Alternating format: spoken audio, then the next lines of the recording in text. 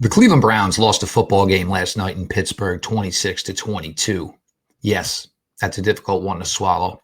But the bigger one and the more difficult one to swallow is the Browns lost one of the faces of their franchise and probably the heart and soul of their franchise in Nick Chubb. Your latest Locked On Browns starts now. You are Locked On Browns, your daily Cleveland Browns podcast. Part of the Locked On Podcast Network. Your team every day.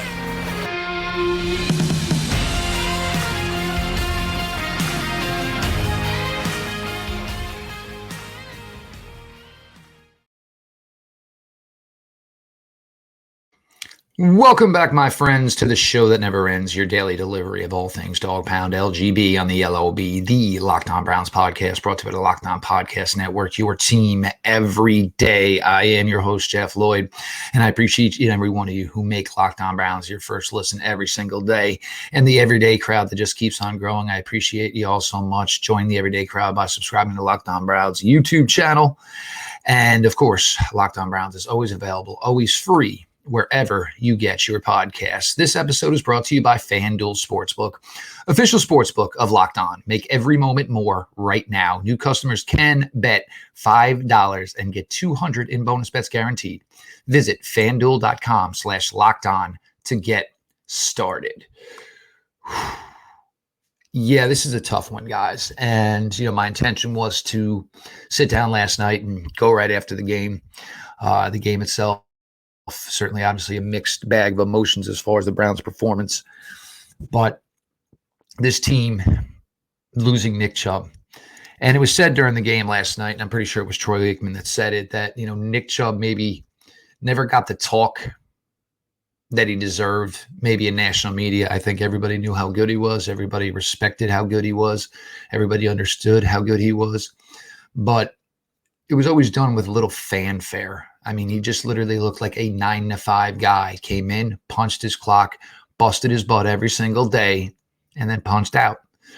But for Nick Chubb and what happened last night, and you got to put this in perspective of 2015, when Nick Chubb suffered that injury when he was in Georgia, most people felt that was going to be the end of any opportunity of Nick Chubb playing football at any level where it was going to be productive enough to get him to the NFL. I remember it was probably 10 months, maybe after that, 9 months after that. And I was talking, if you guys don't know of the RSP film room, Matt Waldman, one of the best in the business, talking with him. And he had actually, one of his confidants that he works with was, actually, in the medical field. And at that point, Nick Chubb was already running on a treadmill. And like the amazement of the fact that he was even, to that point. And then, of course, we all know what he, went on to do, ending his career in Georgia, then becoming a second-round pick here for the Cleveland Browns, and what he's done for this franchise in 2018, 2019, 2020, 21, 22. Had a 100-yard game to start off the 23 season, was well on his way to another 100-yard game yesterday. And I know there was some talk about the dirtiness of it. I mean, I don't see it, guys. I mean, look, football is the most dangerous game in the world as it is. And, sometimes, man, when you jump into something, you don't necessarily know, that a guy's leg is locked in. You basically have to commit yourself, but also think about what's going to happen in the next click, click, click. And I'm talking milliseconds. So, I don't think I harbor any ill will towards Minkah Fitzpatrick. And, Minkah Fitzpatrick, the pro that he is, I doubt, he had any intention whatsoever of trying to take out or injure a gentleman by, like Nick Chubb. For the Browns, he's always been the guy, and I've said this a million times. Look, this Browns regime is an analytical regime. They never had any intention of paying Nick Chubb. They had to pay Nick Chubb. He was so good at what he did, even though they don't value running backs financially, they had no choice. They had to pay him. The other thing is he was the type of guy you pointed the finger at when new players came into the building, rookies came into the building, undrafted free agents came into the building. And you said, you work like that guy right there. That's what the expectation is. And you'll do well in the NFL. You put out the effort and carry yourself like a pro, a gentleman, somebody within the community like number 24, Nick Chubb does. So that's what makes this one also difficult for me, all of you Browns fans. And you saw it, obviously, social media, the outpouring last evening, with obviously professional athletes, NFL players, former teammates of Nick Chubb. There's never been anybody that's had a bad word to say about a gentleman like Nick Chubb. And this is what makes this all the more difficult of a situation, for the Cleveland Browns to have to deal with. And they were already light at the running back position coming into the season. And I think we all kind of knew it. And whether or not they felt light, maybe light's not the appropriate word. They were not, have anybody who was proven after Nick Chubb. I will give big kudos Jerome Ford. I thought he jumped in there last night, did a really, really nice job. And as we all know, Jerome Ford didn't have much of a summer. Basically, he got his entire August training camp in week 1 in the fourth quarter in the blowout loss against the Bengals, but was able to go out last night, perform 19 touches, 131 total yards, his first career touchdown in the NFL, his first career 100-yard game, obviously that big 68-yard run. So really, really good effort from Jerome Ford. And we'll see, and we'll get to this, as the days come. Do the Browns make a move immediately? We'll see, names you're probably going to hear: Leonard Fournette, probably Cam Akers, probably Jonathan Taylor. That's a little far-fetched because Browns didn't want to really pay Nick Chubb. They had to pay Nick Chubb. So I doubt they're going to commit another big contract to, satisfy Jonathan Taylor. Keep an eye out on Trey Sermon. Was recently released by the Eagles. As we all know, he had a touchdown run when the Browns played the Eagles in the preseason. The Browns got a good look at him when they had the joint practices with the Philadelphia Eagles for the 2 days that they were out there. So just names to watch, and we'll see where exactly the Browns are with this. But Jerome Ford and Pierre Strong Jr., either way, you're still going to need a running back up. You have Hassan Hall on the practice squad.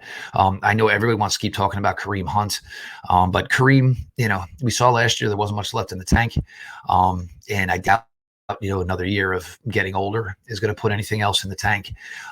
But just to lose a player like Nick Chubb, and just everything he's done for this franchise, the way he's carried himself. In my time here covering the Browns, working with Locked On, he's been the biggest pleasure. You never have to worry about anything off field. You know what you get on the field every single game. Just a consummate professional with outstanding talent and outstanding work ethic is one of hers. And I know for all you Browns fans, and I was thumbing through last night and watching the rest of the game kind of felt weird. Just because, yes, you were, rooting, cheering. You wanted the Browns to be able to pull this one out, number one, and make the sting of losing Nick a little softer, perhaps. But it was still that thought and feeling in the back of your head that, one of the general great people in the NFL, and certainly one of the general great players who play for the Cleveland Browns as far as being a player, being a pro, being a member of the community, something devastating like this happened to him. And sadly, happened to him for a second time on the same knee. Nick Chubb, heal up. Hopefully we'll see you soon. All the best. We're going to roll on here. This offense has got a $230 million problem, and we're going to discuss it here because some of it's offensive line related. Some of it's certainly quarterback related. I would say some of it's probably scheme related. Jeff Lloyd, your latest Locked On Browns.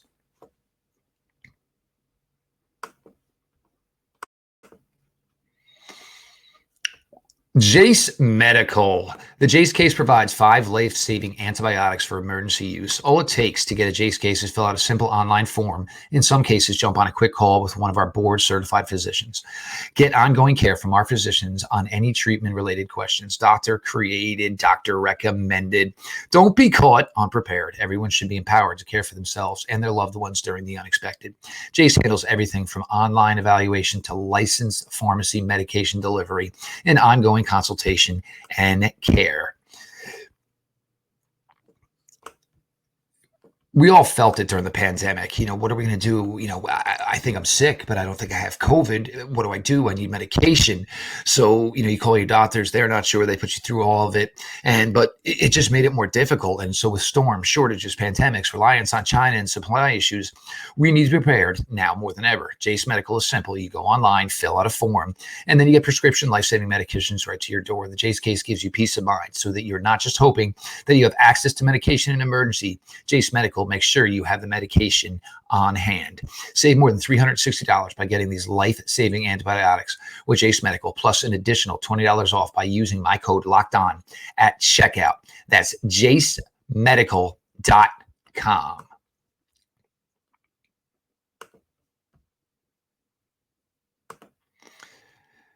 Snap into this NFL season with FanDuel, America's #1 sportsbook. Right now, new customers get $200 in bonus bets guaranteed when you place a $5 bet. That's $200 in bonus bets, win or lose.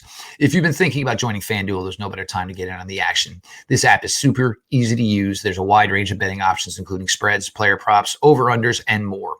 So visit FanDuel.com/lockedon and kick off the NFL season. FanDuel, official partner of the NFL.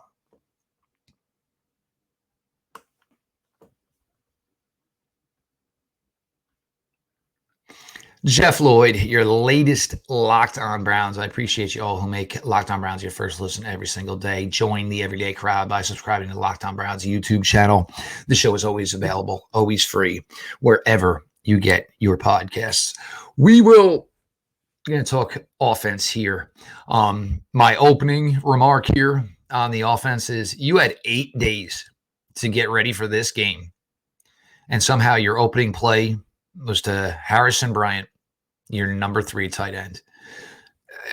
Right off the bat, that one just drove me a little bit bonkers.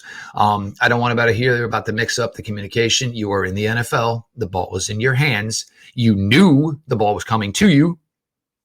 Catch the dang thing. Ends up in Minkah Fitzpatrick's hands. Somehow Bryant fumbles his way into bumping into Fitzpatrick. The ball goes up in the air again.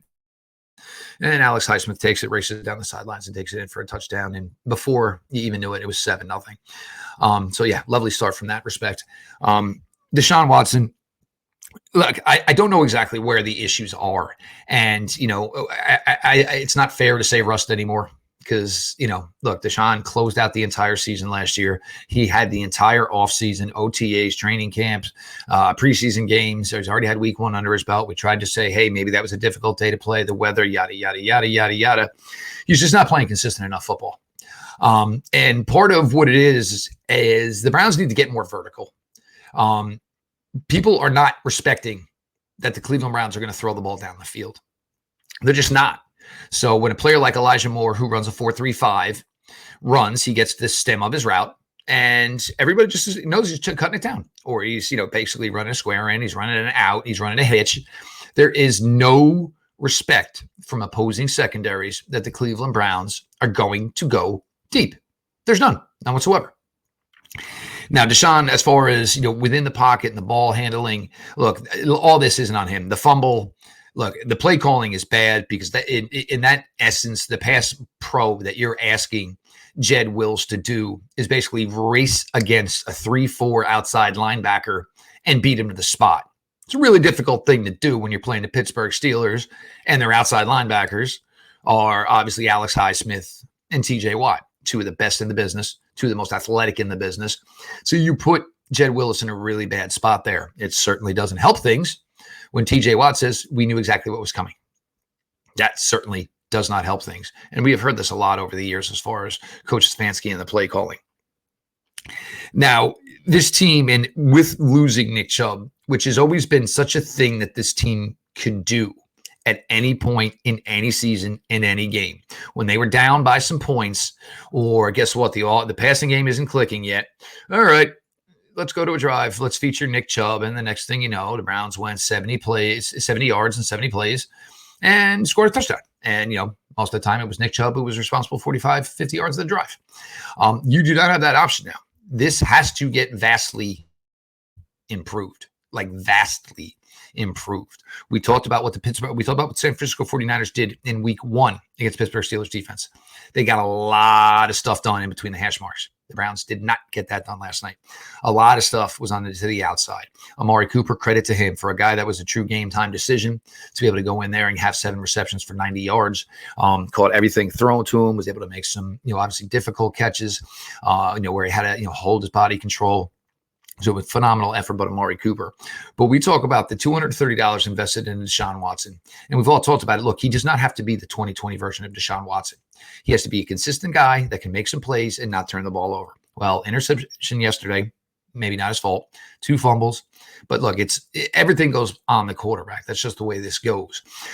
He's indecisive as far as, is he scrambling to create a window for his receivers? Is he scrambling to set up a run option for himself? He is not always consistent in when he is leaving the pocket and what his intention is necessarily to do with the ball. That's on him. And now he is a really good athlete. He's a really, really solid athlete and good running quarterback. But there's got to be a purpose to break in the pocket. And look, the pocket was broken a lot last night. We can agree on that. But that should not have been unexpected. Jed Wills, Alex Highsmith was going to be a tough matchup to begin with.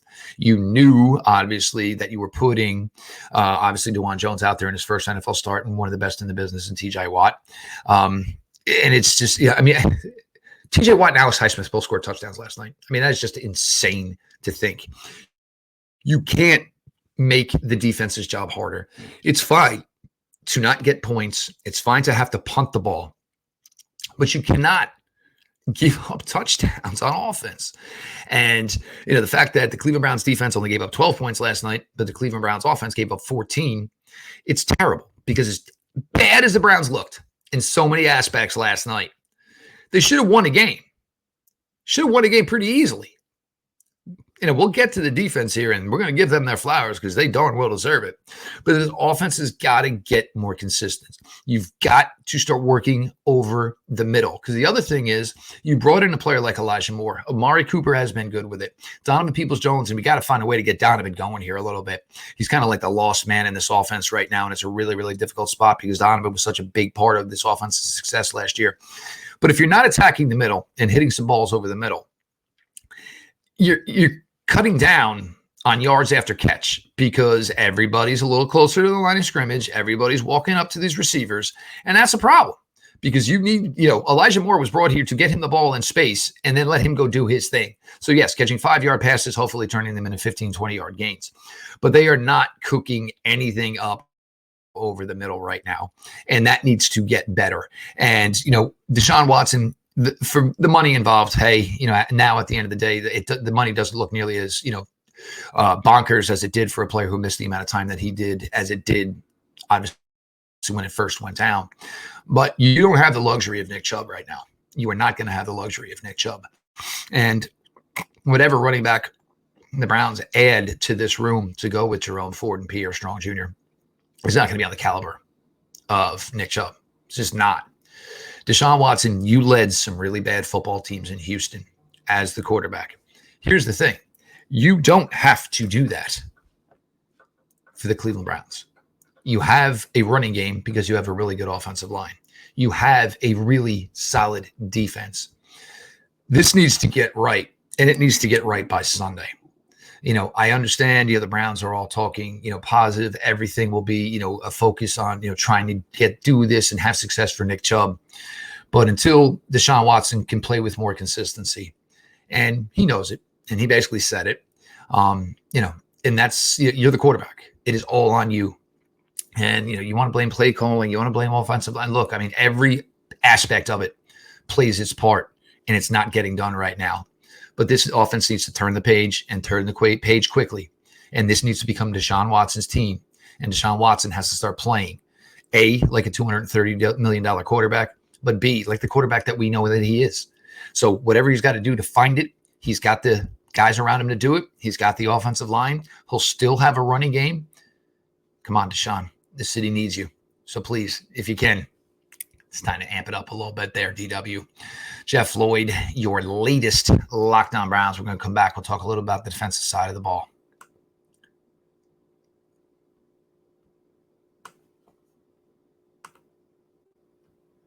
Prize Picks is the largest independently owned daily fantasy sports platform in North America. We are the easiest and most exciting way to play DFS. It's just you against the numbers. Instead of battling thousands of other players, including pros and sharks, you pick more than or less than 2 to 6 player stat projections, and watch the winnings roll in. Prize Picks is the most fun I've had, winning up to 25 times my money this football season. You just select 2 or more players, pick more or less on their projected stats, and place your entry. Quick withdrawals, easy gameplay, and an enormous selection of players and stat types are what make Prize Picks the #1 daily fantasy sports app. I told you guys all the time, I love the primetime games. It's always a good time. Put together a lineup. You're going to sit down. You've got last night, you could put together great lineups with 2 Monday night games, Thursday night football, Sunday night football, and we'll have 2 Monday nighters again next week. So go ahead and check all of that out. Go to prizepicks.com/LockedOnNFL and use the code LockedOnNFL for a first deposit match up to $100. Go to prizepicks.com/LockedOnNFL and use the code LockedOnNFL for a first deposit match up to $100.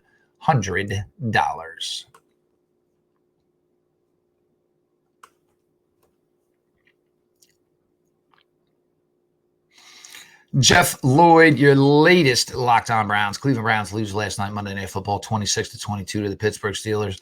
Heartbreaking loss in the fact that the team did not play as well as they needed to play on the offensive side of the ball. Heartbreaking loss, and that Nick Chubb will now be out for the season with a second devastating injury to his left knee. Just the fact that it's the same knee is just absolutely baffling. So all the best, obviously, to number 24, Nick Chubb. The defense, look, these guys are doing it, and these guys are getting it done on that side of the ball. You have to be really, really impressed with how fast this unit has come together.